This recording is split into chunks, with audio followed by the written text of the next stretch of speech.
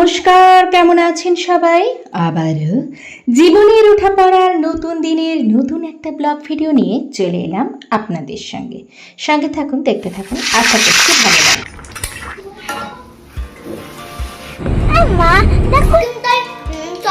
কে জানে, ও হয়তো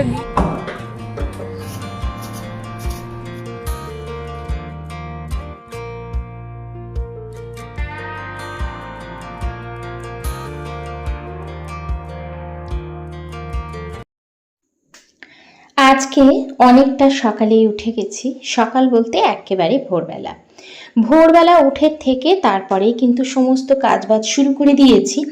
আসলে আজকে কিন্তু একটা বড় কাজ আছে। তো এই কদিন বেশ বৃষ্টি হচ্ছিল, মাঝখানে কিন্তু বৃষ্টিটা এখন থেমে গিয়ে আবারও কিন্তু গরমটা ভালোই লাগছে। আর আজকে তো বেশ ভালোই রোদ উঠেছে। তো আমরা ভোরবেলায় উঠে যদি একটু সকাল সকাল উঠতে পারি, তাড়াতাড়ি করে শুয়ে তারপরে কিন্তু একটু ভোরবেলা উঠতে হবে। কারণ যদি আমরা তাড়াতাড়ি করে শুয়ে নিই তাহলেই কিন্তু আমরা তাড়াতাড়ি উঠতেও পারবো।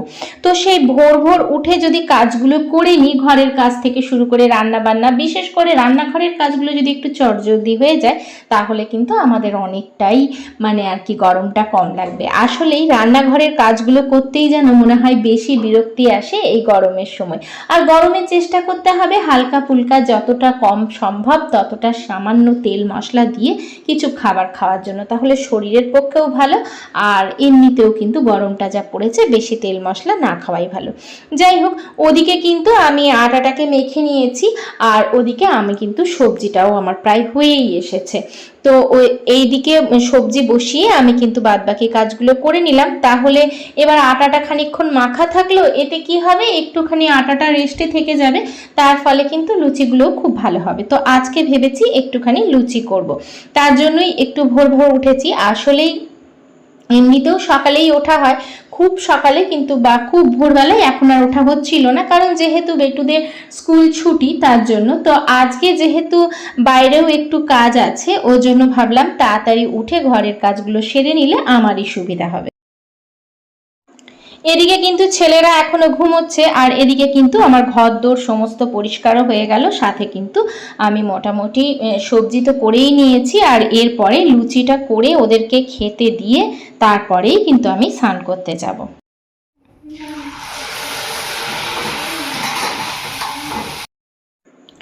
অনেক দিন লুচি খাওয়া হয়নি, তার জন্য ভাবলাম আজকে সকালবেলায় একটু ফুলকো লুচি করে দিই।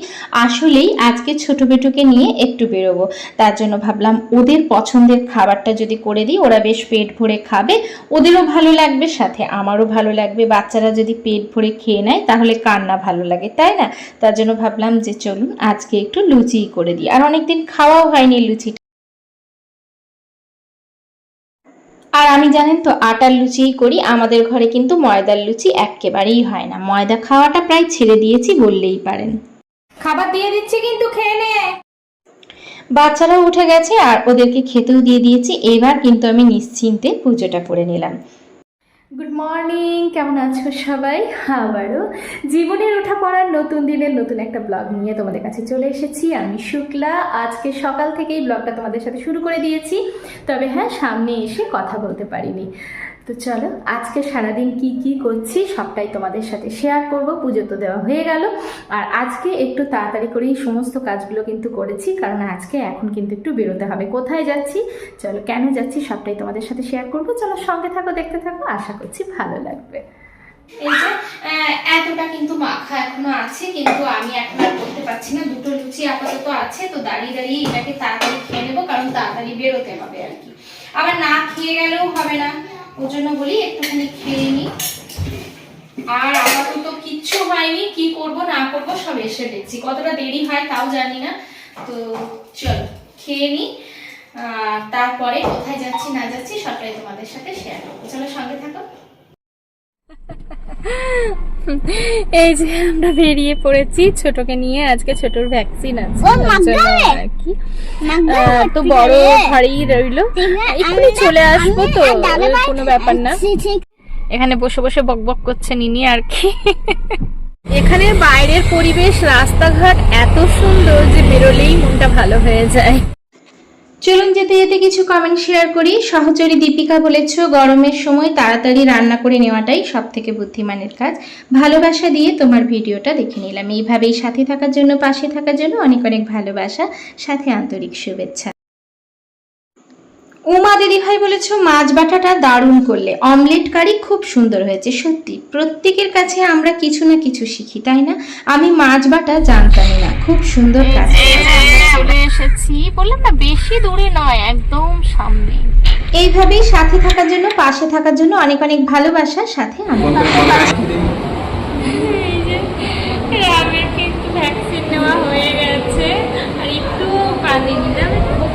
আমি বরঞ্চ ভয় পাচ্ছি, আমার সোনা বাবাটা বেশি লাগেনি।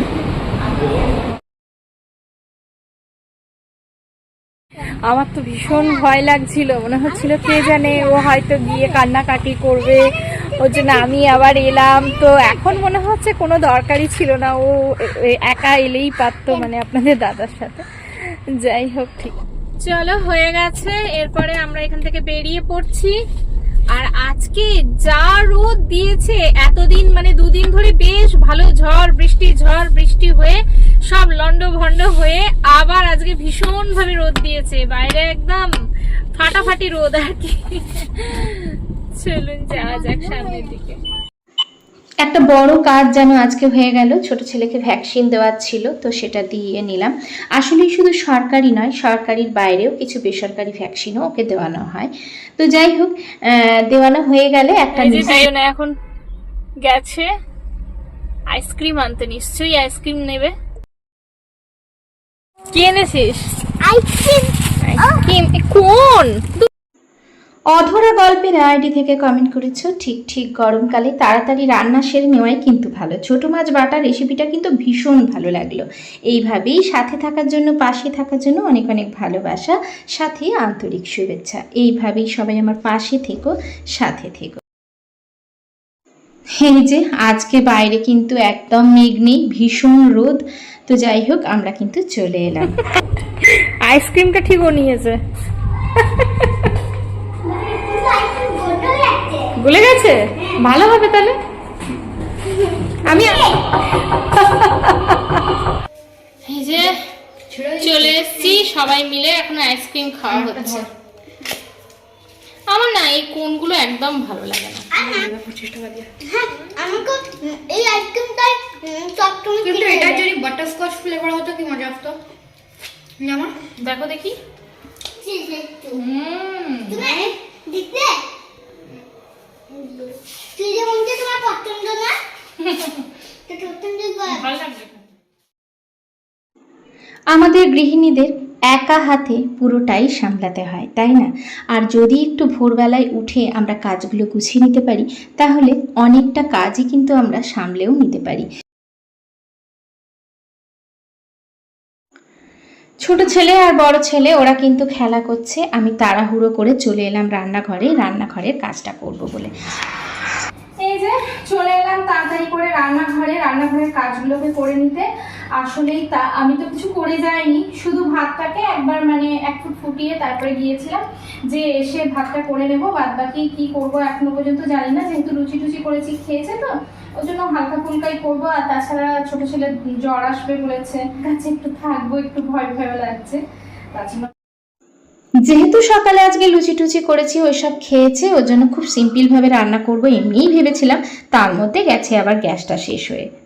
সেদ্ধ করে নিয়েছি, এই রকম করে মশলা আলু ভাজা করব, আর হচ্ছে হাতে মাখা ডাল করব। উচ্ছেটাও কেটেছিলাম, এই যে উচ্ছে, আলু, বেগুন, পেঁয়াজ সমস্ত কিছু কেটেছি। কিন্তু আবার এমন হয় না, বলে না তাড়াতাড়ির সময় সমস্ত কিছু যখন উলট পালট হয় সবকিছু একসাথে হয়, এই হয়েছে অবস্থা। গ্যাসটাও শেষ হয়ে গেল। যাই হোক, ইন্ডাকশনে করে নিই ফটাফট। আজকে ভীষণ সিম্পল ভাবে হাতে মাখা ডাল করব। হাতে মাখা মসুর ডাল খেতে কিন্তু ভীষণ ভালো লাগে। অনেক দিন করিনি, প্রায় কতদিন যে হয়ে গেছে, 1 বছর মনে হয় হয়ে গেছে হাতে মাখা মসুর ডাল করিনি। তো ভাবলাম আজকে হাতে মাখা মসুর ডালই করি। এখানে সমস্ত কিছু দিয়ে দিয়েছি, আলু, পেঁয়াজ, টমেটো, আদা, একটুখানি রসুন, তার সাথে অল্প একটু ছোট ছোট সয়াবিন। এই ছোট সয়াবিনগুলো ডালে দিলে ভীষণ ভালো লাগে। আর তার সাথে অল্প একটু মশলা আলুটাকে সেদ্ধ করে নিয়েছি, নুন হলুদ দিয়ে সেদ্ধ করেছি, অল্প একটু টমেটো দিয়েছি, একটুখানি জিরে দেব, নুন আর অল্প একটু হলুদ দেব। তারপরে ভালো করে ভেজে নিয়ে এর মধ্যে অল্প একটু জিরে দিয়েছি, অল্প একটু চিনি দিয়েছি, অল্প একটু চাট মশলা দিয়েছি, আর তার সাথে অল্প একটু ভাজা মশলা আর ধনেপাতা ছড়িয়ে বাস নামিয়ে দিলাম। এই আলুটা খেতে কিন্তু ভীষণ চটপটা লাগে।